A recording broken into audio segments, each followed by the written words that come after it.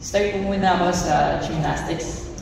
Next year po, sasali po ako ng mga competitions. And mag-start na rin po ako mag-training camps. Try ko po sumali sa Asian Championships, World Championships, and sa SEA Games po. Siyempre, LA din po. Nag-i-aim din po talaga na makapasok po sa Olympics, makapag-qualify ng safe. And siyempre, mag-aim po ulit ng mga medals. And above naman po sa financial po, willing to learn po talaga. And personal naman ako siya. And gusto ko po talaga matuto. And siyempre, marami pa pong mga programs and events with East-West po na magaganap. So, guys. Hintayin po kami. Very exciting, sobrang exciting nun.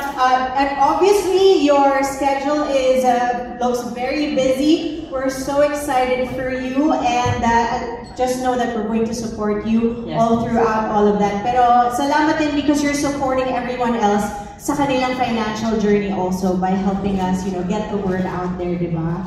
So thank you so much, Carlos. Congrats.